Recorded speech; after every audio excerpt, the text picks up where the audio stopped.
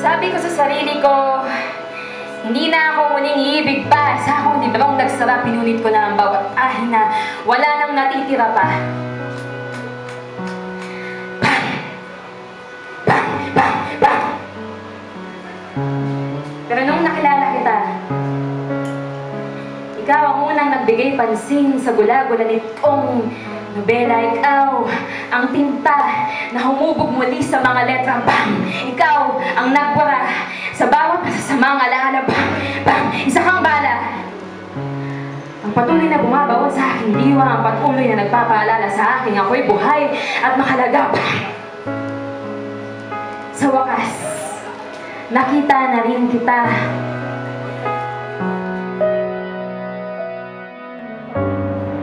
First of all, when I tell them about spoken word poetry, they ask me, ano yun? Parang, what's that? Parang, isn't that just, you know, reading poetry out loud? Or, you know, parang people often confuse it with beat poetry, which is sort of related but, you know, different. It involves, you know, the bongos, you know, the stereotype, diba? And and other people think naman din na it's like flip-top, where you spit out, you know, bars, you know, and that's also kind of related. But, you know, spoken word is more of an umbrella term. It doesn't have the rigid, you know, the rigid structure of rap, or, you know, the musicalness, the musicality of beat poetry. Not that many people are aware yet of what spoken word poetry is as an art form. Some people, when they hear spoken word poetry, they think, oh, it's a poetry reading, like you're going to go up there and read your work. While you can read your poetry during open mic nights and stuff, but spoken word poetry is so much more than that. For me, spoken word poetry, it's an intermingling of written poetry and acting, performing, theater. Kasi when you go up on stage and you deliver your piece, you deliver it with emotion, with gestures, sometimes with props and stuff like that. So, there. Yung roots niya, palagi siyang nag-start siya yung palaging pag-repress yung mga emotions dati. Di ba dati, repress yung emotions ng mga Pilipino. Since yung race natin, we're naturally talented. Doon natin, nilalabas natin siya through art form. Start siya sa balagtasan. Parang kino-cover natin, kunyari, play lang siya sa street, pero yung pala, may kino-convey na sila na propaganda. Meron ng mga mangilan-ngilang mga spoken word groups from before, like sila Pumitwason and the like. But before, it wasn't as accessible as it is now. A radio show about poetry by Pumitwason in Jam, I believe. If you guys wanna do open mic, the list is over there with that beautiful lady. This is a safe space for you guys to share your poetry, or sing a song, or cover poetry from other people that you like, or you stand up if you're into stand up and stuff. So, yeah. We're gonna start around 8 o'clock.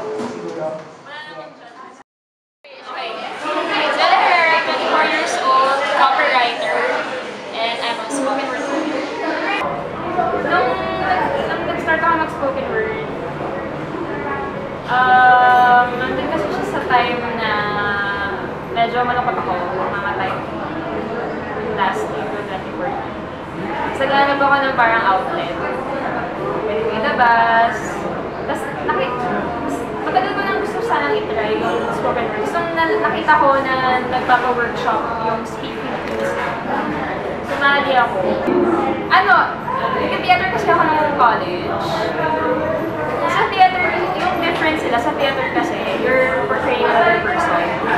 Kung nag-spoken word ka, basically you're portraying yourself. Mas nakakaba pala mag-share ng a piece of yourself kaysa yung gumaganap ka ng ibang tao. So, another experience din siya. Sa spoken word, you always leave a piece of yourself sa stage. As in, through words, parang doon mo realize realize yung power ng words. Na lahat tayo connected. Kaya tayong i-unite ng words. Kahit isa lang siya, tapos iba-iba yung experiences. Lahat mag-fall under. I love you. It feels like an invasion of your privacy. So I can't help but add an apology somewhere in there. I love you. I'm sorry. When I say I love you, it feels like an addendum to things perhaps beyond my control. Things like, you're beautiful. You're amazing. I will repeat that shit. You're beautiful. You're amazing. And I love you. I'm sorry. I love you like a simile. I love you like Sarah Kay loves bicycle tires. Hi, my name is Trevor William Veloria. I am 24 years old. I am a medical student at ASMPH, and I am a spoken word poet. February last year, the day after Valentine's Day, I was invited by one of the members of the original group. Unfortunately, he's no longer with us. He invited me to watch and actually perform, but I said no. I didn't want to. I had no intention to, but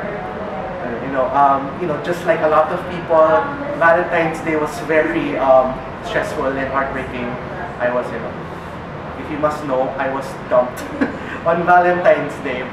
So sabi ko, sige na nga, I will do something crazy. So What else can I say? I love you like a prayer. I love you like a G6. I love you like a virgin touched for the very first time. I love you like a rolling stone. the next days, I called him and said, sige na nga, I'll go, I'll watch. That's what I said, I will watch. But then when I was there, I don't know how he did it. He persuaded me to perform. I love you like a boss. There's only so much a simile can say. I'm not exaggerating when I say this, but the other poets saved my life. Like they gave me an outlet to express myself. Since I've been fighting a lot of personal issues for over 6 years, including depression, and I had no way of expressing myself. So I'm just gonna say it in silence. I am fingernails chewed to bone, I am hollow. I am restaurant table for one. I am fridge full of ice and whiskey. I am yes, you can have this seat. I am lonely. I'm Louise Neats, I'm 25. I'm a freelance writer and proofreader, and I'm a spoken word poet. Back in 2012 or 2011 or so, I started watching spoken word performances of international artists on YouTube. And that's when I found out that such a thing existed. That time, I googled spoken word in the Philippines, pero walang lumabas sa search result. So, I thought, okay, wala kang community in the Philippines. And then, early 2014, I think this was January or so, February, I went through a really hard breakup with a long-term partner. And I decided to do something for myself, something that I felt passionate about. I wanted to reinvent myself. And I tried searching for spoken word poetry groups again. And when I did that, yun, lumabas yung Sev's Cafe, I went, and the rest is history. Let me start with 6 tequila shots, add 4 more for luck, because I'm ugly, drunk, but I am uglier, sober. I'm just trying to keep it together. I am losing it. I don't think anyone else will ever love me like you did. To be honest, hanggang ngayon, every time I walk up to the stage, hindi nawawala yung nerves. Yung takot, yung kaba, hindi siya nawawala. And the reason why I keep doing it over and over again is when you're there, when you're sharing your story with other people and people can relate to what you're saying, sobrang fulfilling ng pakiramdam when you're able to do that. And that itself is enough to make you keep coming back for me. Harmony could exist separately, but together sounds cosmic. There are 5 fingers on each hand. I wonder how something as human as hands be my salvation. When I look at your calloused and weathered hands, I'm welcomed with the idea that life took you by surprise at one point. But you're still here, fighting. And I realize that the space in between your fingers are reserved for the person who you'd fight with and fight for. And I'm not sure if that's me. But as I slip my fingers, the tiny voice of your hands, and I fit there so well. My real name is Michelle Marie Manese, but my stage name is M. I'm 20. I'm a freelancer. I'm a freelance makeup artist. And I'm a spoken word poet. November 2013. That was my first slam. Slam is the contest. Slam is the contest. So that was the first time I performed on stage ever for poetry. That was slam siya. So you can imagine what kind of nerves I had that night. And I went there alone. Kasi nag-bail out yung friends ko na dapat sasama. Regardless of their gender, of their backgrounds, whatever, they relate to it. And it's so fulfilling as a writer that your pieces just doesn't, you know, it's just not wonderfully written. It also evokes a feeling. It also makes people think. Everything in the world moves at 1,000 miles per hour if the earth stood still for 1 full minute. Yes, for social change. You know, and ang daming social ideas ng spoken word community. Kasi diba, there's like the LGBT, there's women empowerment, and all of those things. And ang daming the air will continue moving and take everything that the waves did if the earth stood still for 1 full minute. It will be catastrophe. And perhaps oblivion from there on. But if that ever happens, I would happily spend my 1 full minute of destruction on a standstill with you. So this is a poem about that. It's called Coffee Shops. We sit with steaming cups, cradled in crater-clasped hands. We sit, 2 bodies, who sit before other people, facing other tables, fancying other people. On our left, a man lends his shoulder. Spoken word, mas isa siyang magandang medium para magturo at mag-inspire sa iba't ibang tao na imbes na nakaupo ka lang dyan, mag-Facebook stat ka lang ng nararamdaman mo or mag-tweet ka lang ng mga nararamdaman mo, bakit di mo na siya transform into something meaningful, yung magsistay siya as into an art form.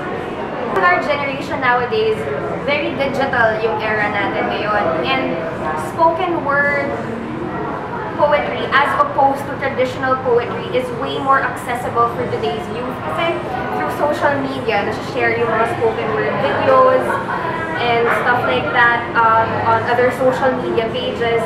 Mas madaling i-disseminate sa mga tao ngayon yung art form as opposed to poetry na traditional like like classical poetry. And other than that, feeling ko the rawness of spoken word poetry, the emotion na kasama sa kanya, it's very appealing to the youth. There are literature that are not really, you know, the general patronage, pero most of it may lesson. And it's delivered in such a way na nag-a-appeal to younger generation.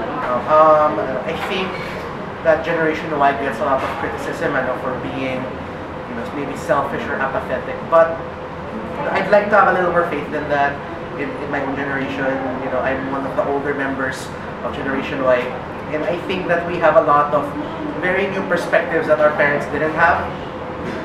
So, and a lot of us are very, self-absorbed in the way that we don't express our feelings enough and that we keep it to ourselves. And we have found collectively an outlet to express ourselves, not just through writing and performing, but through listening. From Generation Y, ano tayo eh? We're like the me generation, diba? We're the me generation. Ano mang gawin mo, there's Twitter. You can say your story in 140 characters or less. And then there's Facebook. You can reach a lot of people. If you have the urge to share your story, and I believe, and we believe, that everyone has a story to tell. Otherwise, there won't be any Twitter or Facebook. But yeah, we believe that everyone has a story to tell, and being the me generation, you can write your own story and have others relate to it. It's not that hard. It's really not that hard if you think about it. And we're given so many opportunities to share this work. There's the social media, there's YouTube. Most of us started because of YouTube. And we're given a a lot of opportunities. And if we're not gonna use this, I think that's such a waste. And we get so many bad shit about being the young generation that we're not doing anything, that we're just lazy ass fuckers. But I don't think that's the case. If people just, if you guys, you know, try to detach yourself from this me thinking and make this into an us kind of thing, a we thinking, your story will matter more. Kasi kaya mo na i-share yung buhay mo sa social media, bakit hindi mo pa gawing memorable? Sa wakas, nakita na rin kita. Bang! Yun ang aking akala. Isang gabi, nakatutok ang baril, sabay paputok ng isang bala. Saksi ang mga tala. Ang iyong mga mata ay nakatingala sa kanila. Mga tala, ngayon ang mga tala ay nagsisilbi na lamang ng mga butas sa kalawakan. Pinapaalala sa akin na lahat ay may hangganan. Dinadala ako pabalik sa mga pinakapaborito kong mga alaala, sa mga pinakasimple. Sa mga pinakasimpleng magagandang alaala. Tulad ng happy birthday! Happy anniversary! Good morning! Gising na! Baka malit ka! Pinagduto kita! Bakit di ka lang nire-reply? Bang! Ano gusto mong panoorin? Bang! Anong pasalubong gusto mo? Bang! Miss kita! Bang! I love you! At ang pinakapaborito ko sa lahat, yung pinakapaborito ko sa lahat, mahal, pauwi na ako. Bang! Pauwi na ako. Bang! Pauwi na ako. Bang! Bang! Bang! Bang! Yung mga pinakasimpleng bagay pala kapag sabay na wala. Dama mo yung sakit.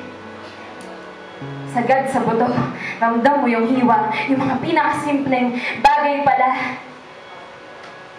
Kapag sabay-sabay na wala, yung buong pagkatao mo, dadalhin nila.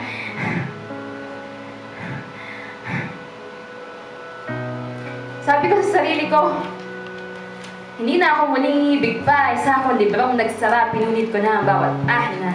Wala nang natitira pa.